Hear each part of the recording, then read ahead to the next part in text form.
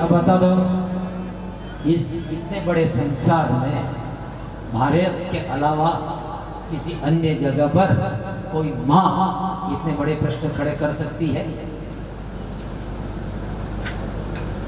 केवल यह है भारतीय हिंदू संस्कृति की विशेषता कि प्रश्नोत्तरी चलती है। हमारे ये सत्यनारायण भगवान की कथा प्रश्नोत्तरी करती, इसके माध्यम से एक बहुत बड़ी दिशा दे रही है अपनी बच्ची को कि बेटा कुल का ध्यान रखना हमारा, भले पैसा नहीं है कोई बात नहीं, हमारे पास भी पैसा नहीं है, पैसा की महत्ता नहीं है, जहां पर आवश्यकता है वहां पर पैसा चाहिए, लेकिन जहां कुल का सवाल आ जाता है वहां पर पैसा कहीं। अभी इस अवस्था के अंदर बेटी को अंदर आने की प्रवेश नहीं है। बेटी खड़ी हाथ जोड़ करके माँ के सामने एक शब्द नहीं बोलती है। और आजकल सेंट पॉल में पढ़ने वाले बच्चे बच्चियां पढ़ाओ,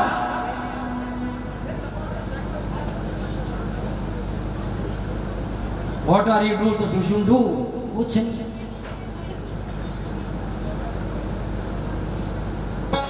बदल गई सारी व्यवस्था, गुरुकुल की बातें खत्म हो गई। राष्ट्र में से राजा महाराजा वो सब दंडी स्वामी से कतराते थे कि मैंने कुछ गलती की तो वो वन में से निकल करके आगे, और दंडी स्वामी फटकारेगा, धर्म की राह पर ले जाएगा। आज गुरुकुल व्यवस्था समाप्त हो गई। सेंट पॉल के नाम पर हम हमारे बच्चों को, वाह ले लो आनंद। अशोक जी भाई साहब खुल करके बात करना। मैं पास के गांव के अंदर गया था, वहां कुछ पादरी आकर के वहां पर विद्यालय चालू करना चाह रहे थे, और अब सच को सच के हिसाब से बोलना पड़ा। बोलो वागेश्वर धाम की, सच को सच के अनुसार अगर उजागर नहीं किया ना, कुछ होना नहीं है। बैठे रहो घरों में। मैं गया वहां पर ये विद्यालय खोलने के लिए आ रहे हैं।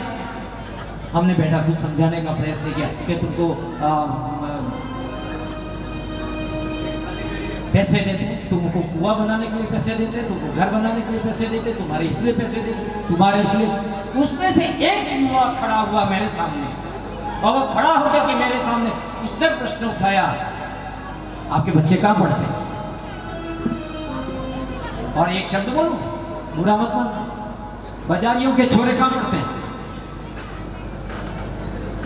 खेत में बागड़ी में बोल रहा हूं। तुम्हारे उन विद्यालयों में जो बच्चे पढ़ाते हो और वहां जो जितना रुपया आप देते हो वही रुपया हम तक पहुंचता है, हम तक पहुंचता है। तुम लोगों के रुपये से ही हम बदल रहे हैं। सच को सच कहने की हिम्मत तो उसने बताई, उस युवक ने सामने। आज आवश्यकता है हर वस्तु पर, हर तथ्य पर ध्यान देने के, इसलिए शिक्षा जगत के अंदर काम किया जा रहा है, इसलिए इतिहास पर काम किया जा रहा है। समय कम है इसलिए मैं मानवता चला जा रहा हूं विषयों पर। बेटी ने हाथ जोड़ करके बेटी ने कहा, माँ तू जो कह रही है बिल्कुल सत्य कह रही है, लेकिन माँ मैं एक निवेदन करूं, मैंने तेरा दूध पिया है। देखो भारतीय बेटी बोल रही है, वो भारतीय बेटी कहती है, माँ मैंने तेरा दूध पिया है, तेरी गोदी में बैठ करके, और मैंने संस्कार ग्रहण किए हैं। मैं कुल को दाग लगे ऐसा काम कभी नहीं करूंगी।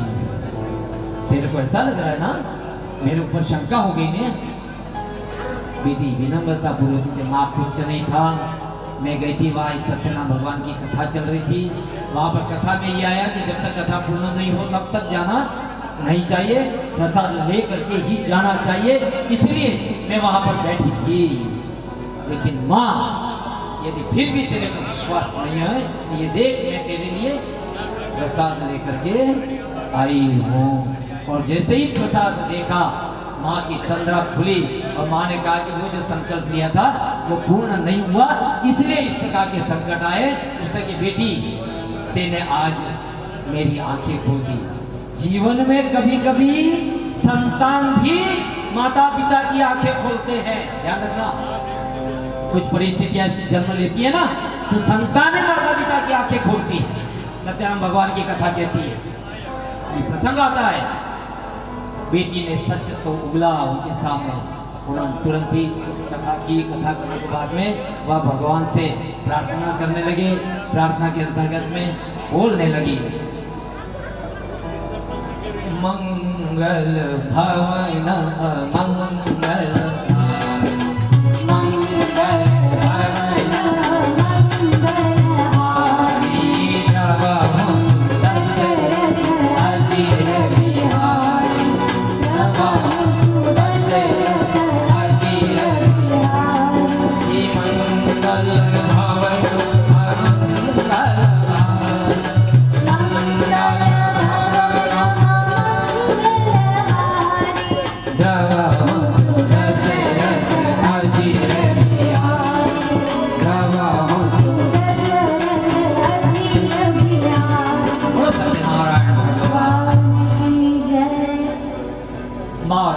प्रार्थना की, हे भगवान यह अमंगलकारी परिस्थितियां जो उत्पन्न हुई है उसको मिटा दो।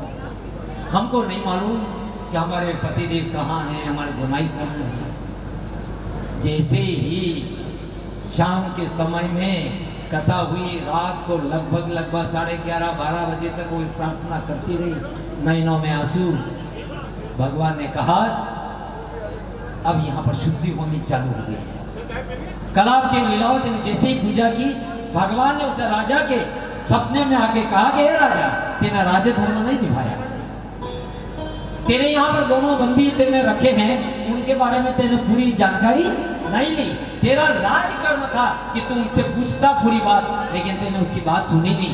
और भगवान अपने ऊपर कुछ नहीं लेता है, निमित्त बनाता भगवान। उसको कहा कि सवेरे होते ही उन दोनों को छोड़ देना, अगर नहीं छोड़ा तो dash dash dash dash dash. रात को लगभग 12-1 बजे फिर सवेरे फिर सपना आया, क्योंकि कहते हैं कि सवेरे का सपना सच होता है। राजा की नींद खुल गई। क्यों खुली? उन्होंने ये कहा अगर तेरे उन बंदियों को नहीं छोड़ा तो तेरा राजपाट समाप्त कर दूंगा। बिना भय के प्रीति भी उत्पन्न नहीं होती। भगवान ने कहा तेरा राजपाट खत्म कर दूंगा, माने तो माने, क्योंकि ये राजा है भाई। राजा ने तुरंत सवेरे उठ करके भगवान का नाम स्मरण कर सबने सबको बुलाया, दरबार बैठाया। दरबार बैठा करके आकर मेरे को ऐसा समझाया, तब जा करके वो जो खींच करके लाए थे वो लोग बेचारे वो कह तो रहे थे हम तो व्यापारी, हमने कुछ नहीं किया, लेकिन हमारा तो समय दिमाग बहुत हुआ था, चलो चलो जल्दी से जल्दी उनको छोड़ करके लाओ, उन दोनों को छोड़ करके लाओ। कठोर जेल के अंदर थे, उनकी शारीरिक स्थिति बहुत विकट थी। राजा ने कहा कि घबराओ मत। देखो, एक माता और बेटी की पुकार भगवान ने सुनी, परिस्थिति बदली। उनको छोड़ करके लाए। राजा ने स्नान इत्यादि कराया, आसन लगाया, आसन लगा कर उनको भोजन कराया, पास में बैठा करके भोजन कराया। उनका कि कोई गलती हुई हो तो क्षमा करना। और उसके बाद उनको विदा किया, और विदाई में भी राजा ने न्याय किया। अगर तुम कमाते तो कितना धन होता, तुम कमाते तो उन्होंने जो धन लिया था उसका चौगुना धन करके उनको वापस कर दिया, और सारा धन लेकर के और उन्होंने 56 पकवान का टिफिन भर करके दे दिया कि ये रास्ते में खाना। ससुर जी और दोनों मिल करके और जाने लगे। नाव के अंदर, नाव में भर लिया सारा सामान। अब यहाँ पर देखो, यहाँ पर मन की शुद्धि, उस व्यापारी मन की शुद्धि नहीं हुई, ध्यान रखना, मन की शुद्धि नहीं हुई। उस व्यापारी ने क्या कहा, चलो कोई बात नहीं, हम इतने दिन जेल में पड़े रहे, कोई मेहनत करनी नहीं पड़ी और अपने को इतना सारा धन मिल गया, इसी बात की खुशी। और उपरांत उन्होंने वहां से सारा धन लेकर के जाने लगे। लेकिन कहते हैं, माटी का पुतला है रे तेरा, माटी का पुतला है रे तेरा, माटी में मिल जाएगा, कर भरोसा उसी प्रभु का, तेरा बेड़ा पार है।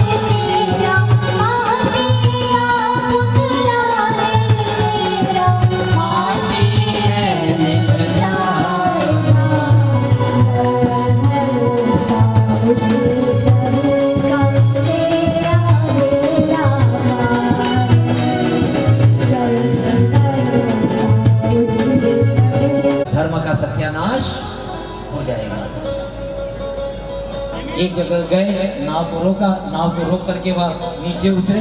राजा ने जो टिफिन दिया था वो टिफिन खोला, खाना खाने के लिए बैठे। जैसे ही खाना खाने के लिए बैठे, भगवान ने साधु का वेश धारण करके आए, आकर के कहा राम राम, लेकिन उन्होंने कोई जवाब नहीं दिया। फिर कहा राम राम, कोई उत्तर नहीं। फिर कहा राम राम, कोई उत्तर नहीं।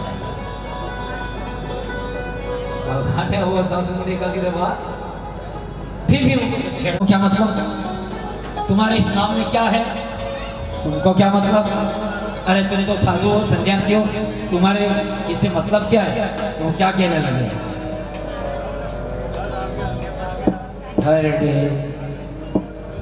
कहने लगे वो उनके सामने, भगवान के सामने झूठ बोलना प्रारंभ किया।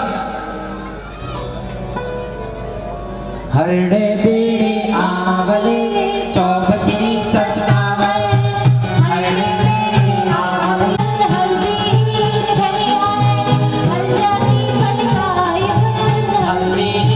धनिया, जिगरी सुपारी प्यारी प्यारी ठंडी, जिगरी चाहत संया, हरड़े बीड़े आवले चौबची सत्तावन, हरड़े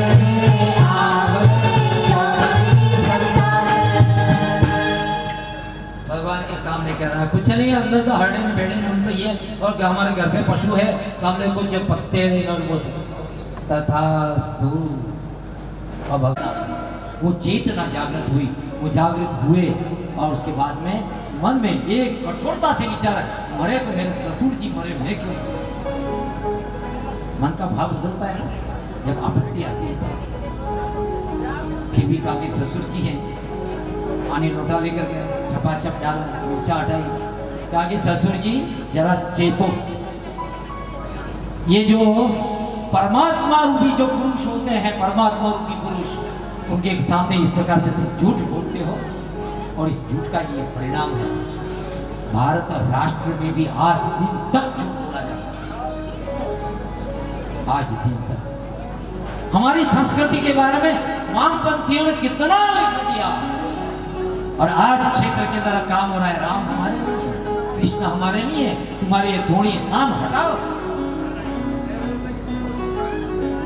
ऐसे ऐसे खेल खेले गए इस राष्ट्र के अंदर, और विपत्ति हमारे ऊपर आ रही है, स्थितियां बदल रही है।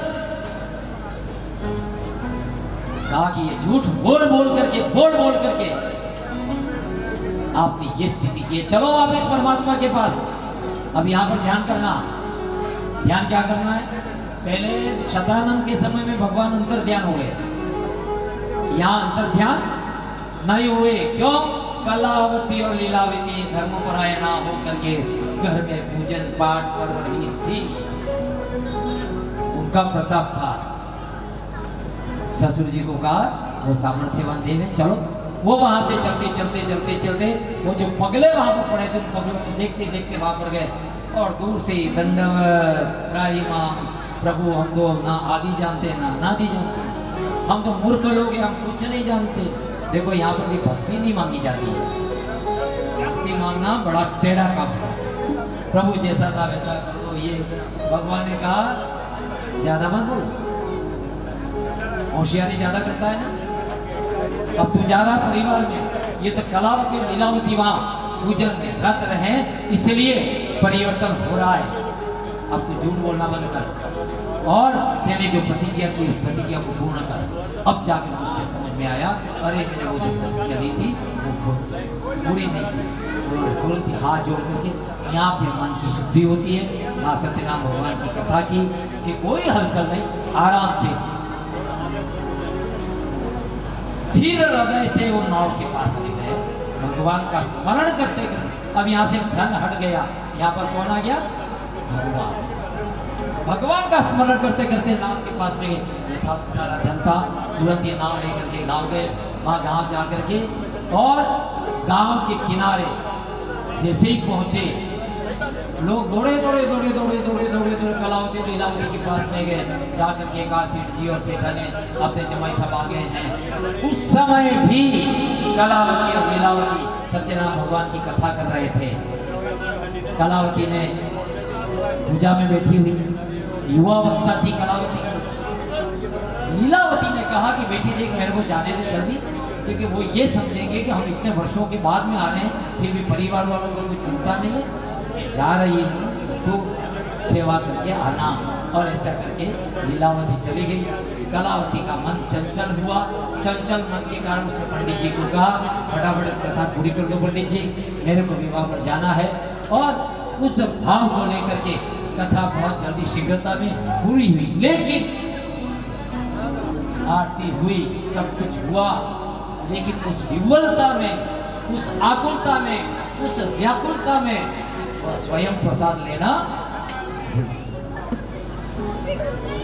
भगवान ने सोचा अब वापिस परिवार में, अगर इस समय फिर ध्यान नहीं रखा गया तो ये जो गाड़ी पटरी पर आई है वह उतर जाएगी। घर में धन भी होना चाहिए, सब कुछ होना चाहिए, लेकिन आध्यात्म सर्वोपरि रहना चाहिए, संस्कार सर्वोपरि रहना चाहिए। कहा कि नहीं, थोड़ा सा तो संकेत देना आवश्यक है। भगवान ने माया रची। कलावती दौड़ी दौड़ी दौड़ी दौड़ी नदी के किनारे पहुंची। वहां पर जाकर के देखा तो उसके पति देव नहीं दिखाई दिए, वो नाव भी नहीं दिखाई दी। चारों तरफ उसकी नजरें, उसकी दृष्टि, उसका सौभाग्य ढूंढ रही थी। मेरा सौभाग्य कहाँ है? बेटी क्या ढूंढ रही? अपना सौभाग्य, जो कुछ है उसका सौभाग्य है। बाकी दुनियादारी सब कुछ हो सकती है, लेकिन सौभाग्य सर्वोपरि। जब देखा कि पतिदेव नहीं दिखाई दे रहे, उसने तय किया नाव नहीं दिखा रही, अर्थात कुछ अनहोनी घटना घट गई। अनहोनी घटना घटने के संकेत से उसने कहा कि मैं जल जाऊंगी, आत्मदाह करूंगी। लकड़ी गिरने लगी। फिर कह रहा हूँ, बहुत सतर्कता के साथ में कह रहा हूँ समाज के सामने, और बड़ी जिम्मेदारी के साथ में कह रहा हूँ। 84 लाख योनियों में से ये मनुष्य देह प्राप्त हुआ है।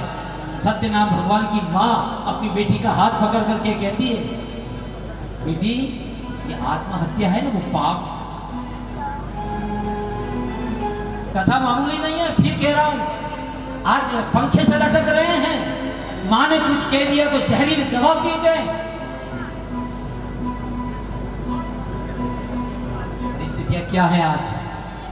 माता पिता अपनी संतान को कुछ कहने से डरते हैं, कुछ कह नहीं पाते। कुछ कह दिया तो न जाने क्या पता कोई अनहोनी घटना तो घटित नहीं हो जाएगी। प्रश्न यहाँ पर पहले खोदने लग जाता। सत्यनारायण भगवान की कथा के माध्यम से सत्यनारायण भगवान की माँ उसको खड़ी कर देती है कि बेटी अगर ऐसा हो भी गया हो, अगर वैधव्य भी अगर आ गया हो, तो समाज जीवन में सेवा के अनेक काम है। समाज जीवन में सेवा के अनेक काम है, अनेक सेवा के कार्य करेंगे, लेकिन आत्महत्या नहीं करनी।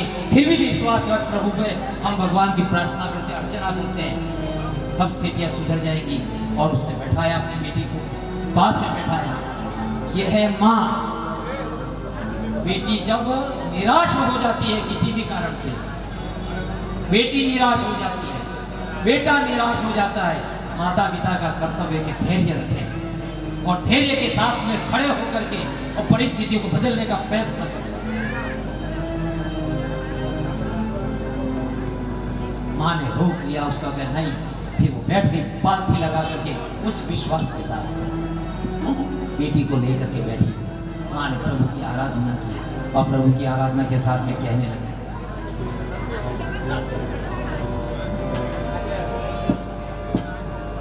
दुख दूर कर हमारा, दुख दूर कर हमारा, संसार के रचैया। दुख दूर कर हमारा, संसार के रचैया। जल्दी से दो सहारा, जल्दी से दो सहारा, संसार के रचैया। दुख दूर कर हमारा। दोनों ने बैठ करके भगवान से प्रार्थना की, हे प्रभु ये अचानक जो दुख आया उससे, और हमको तुम्हारे ऊपर विश्वास है, उस ईश्वर शक्ति के ऊपर विश्वास है कि परिस्थितियां बदलती है। भगवान ने उनकी आर्तना जो थी, प्रार्थना थी, सुनी। भगवान ने सोचा कि अब परिवार में और शक्ति हो गई, अब पटरी पर आ गया परिवार। आकाशवाणी हुई कि तेरे बेटी ने सत्यनारायण भगवान की कथा का प्रसाद का परित्याग किया है, और वापिस घर पर जा करके और प्रसाद ले करके वापिस लौटेगी तो सब कुछ मंगलमय होगा। और यह भाव लेकर के कलावती दौड़ी दौड़ी घर गई। घर जा करके उसने कथा की और उसके बाद में उसने प्रसाद लिया। प्रसाद लेकर के वह वापिस आती है। आने के बाद में उसको पति देवी दिखाई देते हैं। सारा अमंगल वातावरण था, वह सारा अमंगल वातावरण शुद्ध वातावरण, मंगलमय वातावरण बन गया। भगवान की इस कथा के माध्यम से अनेक संकेत प्राप्त हुआ। छोटी सी कथा, तुंगध्वज नाम का राजा जंगल में गया, बहुत सारे पशुओं को मारा, और बहुत सारे पशुओं को मारने के बाद घोड़े पर सवार हुआ। घोड़े पर सवार होकर के घोड़े वृक्ष के नीचे आकर के खड़ा हुआ। उसने क्या देखा कि कुछ गोप ग्वाल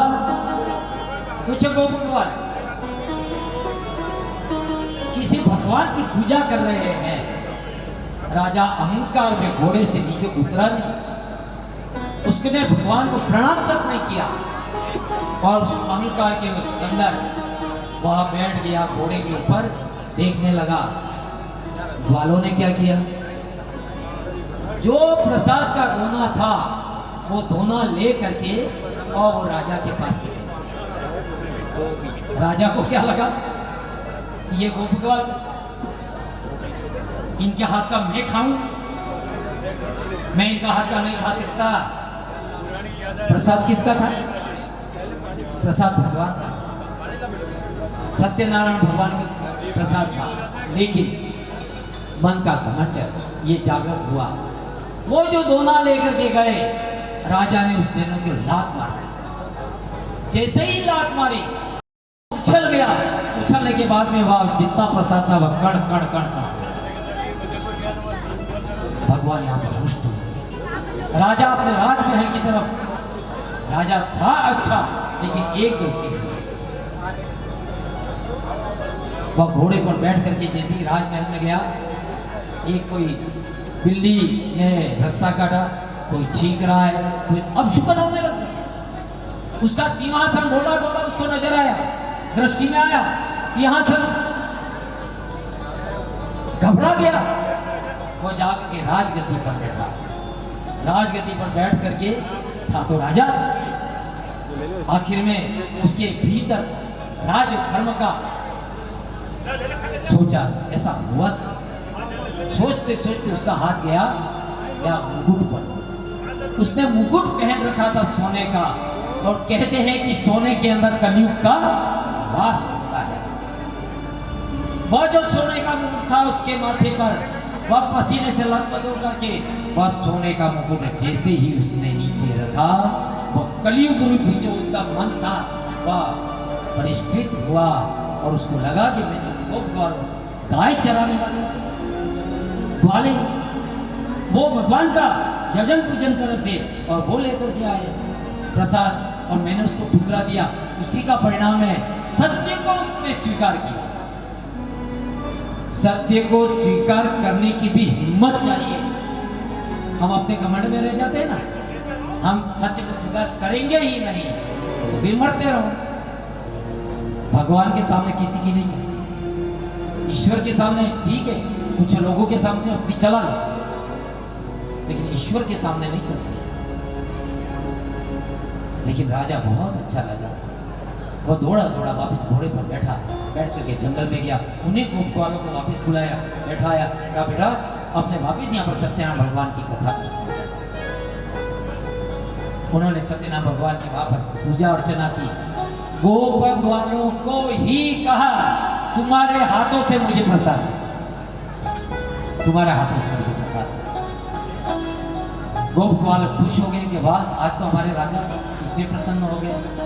ये होता है मन के भीतर के जो स्वर उठते हैं, जिसको हम शुभकामनाओं के स्वर कहते हैं,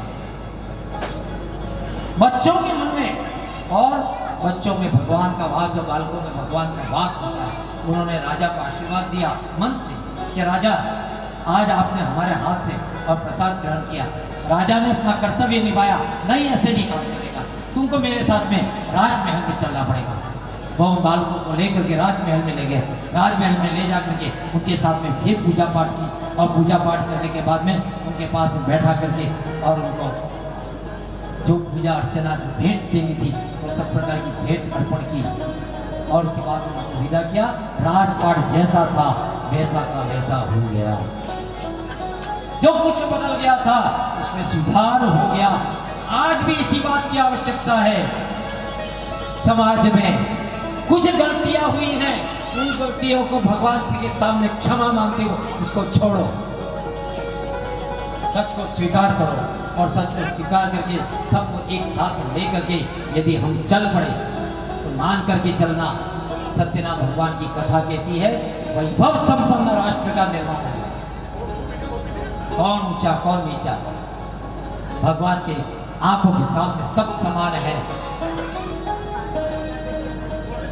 अरे एक बेचारा, मेरे गांव की बात कर रहा हूँ, धनजीभाई बंदी एक ही मकान, उसके घर के अंदर मैं गया, संघ की शाखा के ऊपर ला करके पूरे परिवार को खड़ा किया। ये बिल्कुल सत्य घटना बता रहा हूं। मंदिर के सामने से जाता है, एक पैर उठा करके भगवान को प्रणाम करता है। और ये कत्ल करने वाले कोई तो बता दे, जो खड़े होकर के लक्ष्मीनारायण मंदिर के सामने प्रणाम करे, और जिन्होंने राम का मंदिर तोड़ दिया, जिसने कृष्ण के मंदिर हमारे तोड़ दिए।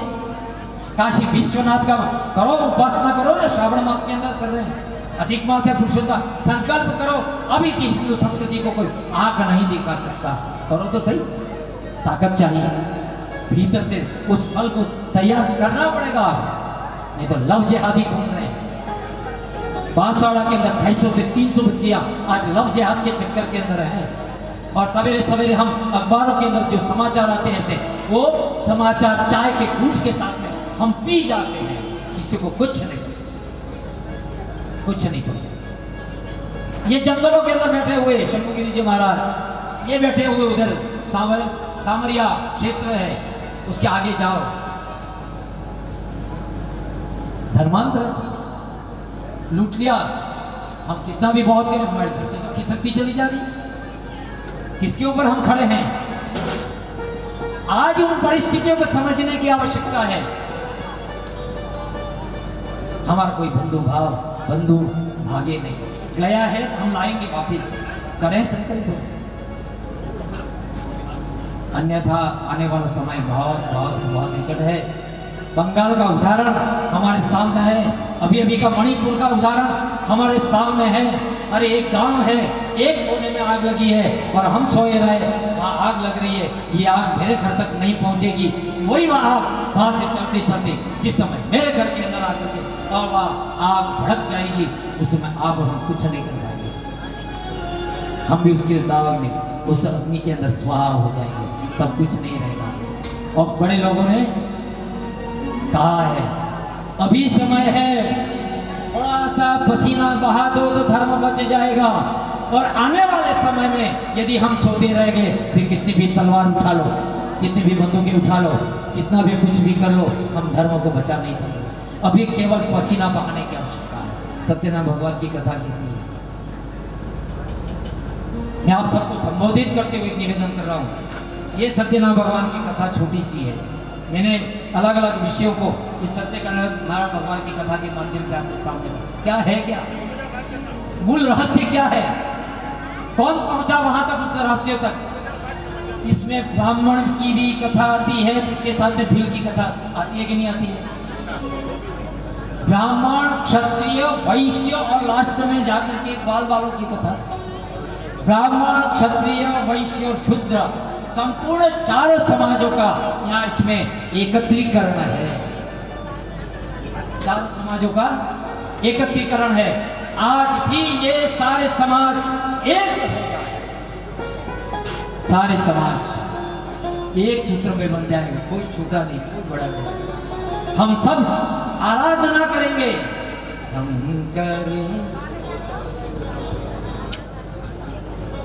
हम करें राष्ट्र आराधन। राष्ट्र आराधन में ये सब हम जिस वर्ण के तरफ पर खड़े हैं वो सब इसके है ना अंगभूत घटक। अरे 40, 42, 45 देश ईसाइयों के हो सकते हैं, 40, 45, 50 देश मुस्लिम राष्ट्र हो सकते हैं। है क्या अपने पास में एक देश? नेपाल के अंदर भी गड़बड़ियां चालू है।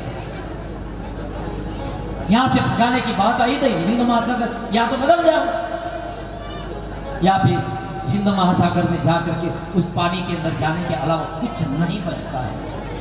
किसकी बात करें हम? इसलिए मेरा निवेदन है, कुछ अब जागृत होना पड़ेगा। बोलो बागेश्वर धाम की, बोलो बागेश्वर धाम की। इस राष्ट्र में चेतना लानी पड़ेगी और इस भारत को हिंदू राष्ट्र के रूप में आज विकसित करना पड़ेगा। सनातन को जागृत करना पड़ेगा। अगर इन चीजों को नहीं किया और नहीं संभले, हमारी गोदी में बैठी हुई बच्चियां लव जिहाद की शिकार हो जाएंगी।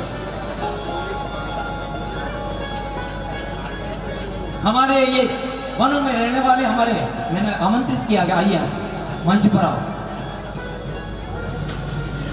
चले जाएंगे, यूं करते रह जाएंगे। मेरा निवेदन है, बिना अब चेते कुछ होना नहीं है। और सत्यनारायण भगवान की कथा ने कहा, ब्राह्मण, क्षत्रिय, वैश्य, शूद्र, इन चारों की कथा इस कलयुग के अंदर फलीभूत हो रही है। हम सब एक हो रहे हैं और जब हम एक हो जाएंगे और होने की प्रक्रिया प्रारंभ हो गई है और आने वाले ये 21वीं सदी आपकी और हमारी सदी है। हाँ, सम्मान करना हम सबका जानते हैं, लेकिन हमारे सम्मान का लाभ यदि हमारी जाजम को कोई फाड़ने के प्रयत्न करेगा, अब चुप नहीं बैठेगा। हमारी जाजम को हम संभाल के रखेंगे। इसलिए सत्यनारायण भगवान की कथा के माध्यम से निवेदन, इस सनातन को बचा लो। भीख मांग रही है व्यासपीठ, सनातन को बचा लो। और जिस दिन अपनों ने सनातन को बचा लिया, हमारे आने वाली पीढ़ी बच जाएगी, हमारे आने वाली पीढ़ी बच जाएगी। मेरा निवेदन स्वीकार करते हुए अंत में इसका लाभ भी हुआ। शतानंद नाम का ब्राह्मण था, दूसरे जन्म में सुदामा हुआ, भगवान कृष्ण के साथ में सखा और मोक्ष को प्राप्त हुआ। लकड़ी का भारा बेचने वाला भील दूसरे जन्म में केवट बना, भगवान प्रभु श्री राम के चरण पादुकाओं के धो करके अपने संपूर्ण परिवार जनों को ताड़ करके वो भी उल्कामुख नाम का राजा दूसरे जन्म में दशरथ राजा हुए। श्री राम उनके घर के अंदर जन्म लिया और उसके बाद उन्नत नाम के राजा दूसरे जन्म में मनु हुए। आज इतने शास्त्र इत्यादि है, उनका गुणगान अब हम करता है, तो दूसरा जन्म भी सुधर जाता है। यदि हमने इस आध्यात्म भारत की अगर हमने चेतना जगा दी, हिमालय देखो तो सही, चारों धाम की यात्रा करके हम आ जाते हैं, आगे चारों धाम की यात्रा होगी, लेकिन विषय बहुत सारे गहराई के हैं, क्योंकि अब समाज जीवन के अनेक फिर भी काम बाकी हैं। आइए कथा की पूर्णाहुति के आधार पर एक ही निवेदन करता हूँ, सत्य को स्वीकार करो। सनातन का मतलब ही सत्य है। तो सत्य को स्वीकार करते हुए सनातन धर्म के लिए हम एक ही गुणगान करें। जब जाओगे जाओगे अपने घर को, जब जाओगे जाओगे अपने घर को, तब याद रखना, मन में रखना, तब याद रखना, मन में रखना।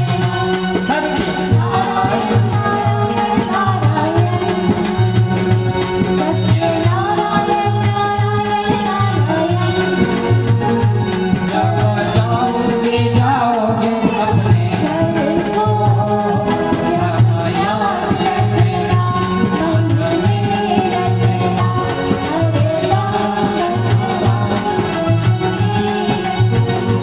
सत्य नारायण। नारायण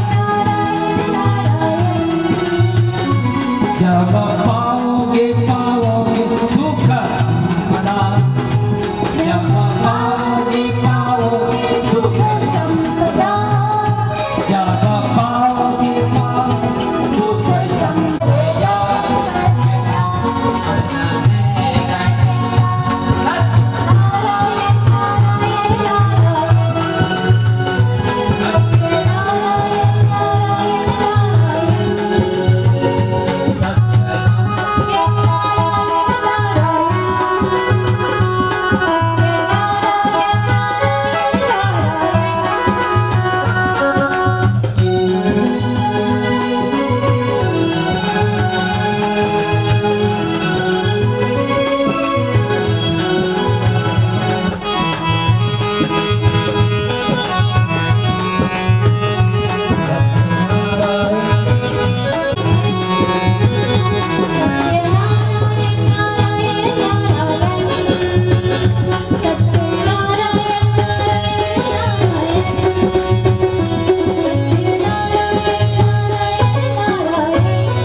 बोलिए सत्यनारायण भगवान की।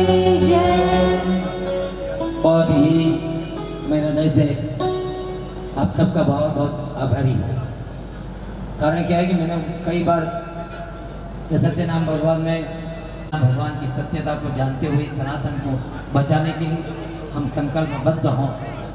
और जय गिरिराज सिंह जी के परिवार का मैं बहुत बड़ा आभारी हूँ कि उन्होंने इस सेवानिवृत्ति के उपलक्ष्य में सत्यनाम भगवान की इस संगीतमय कथा को करवाया है।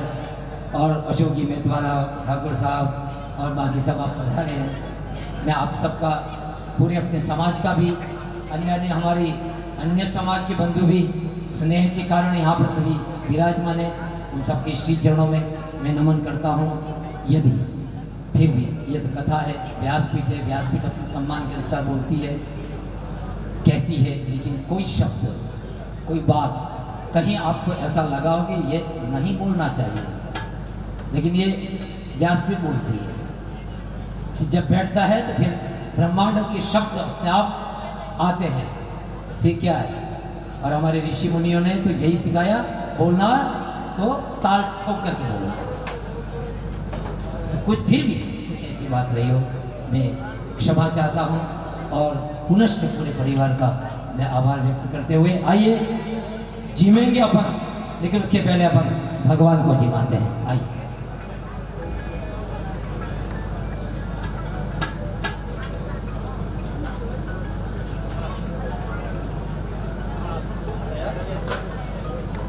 मेरा हमारा हमारा मेरा मेरा हमारा हमारा ये भारत यार छे। मेरा मेरा हमारा हमारा ये भारत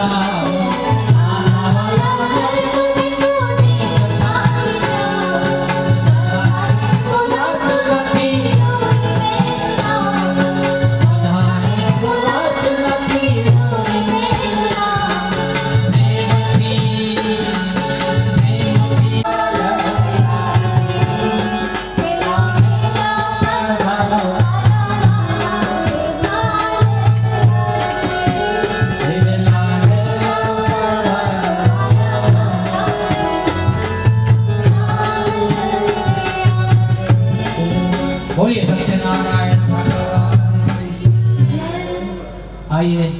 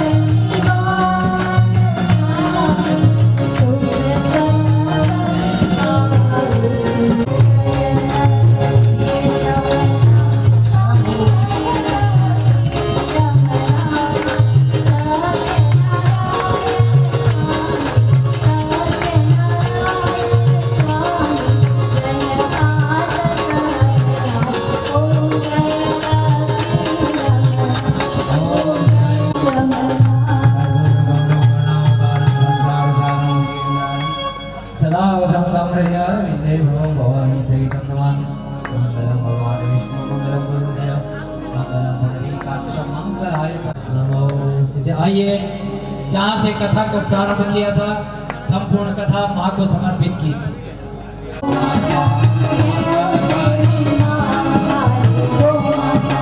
जय हो जय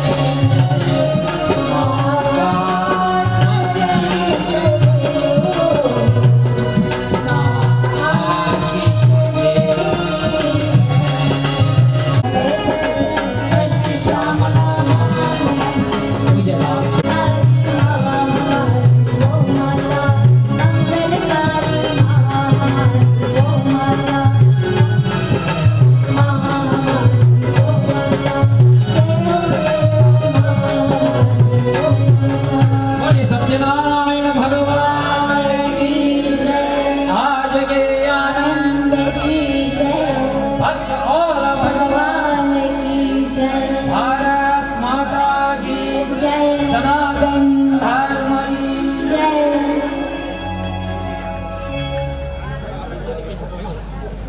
आप सभी बता रहे हैं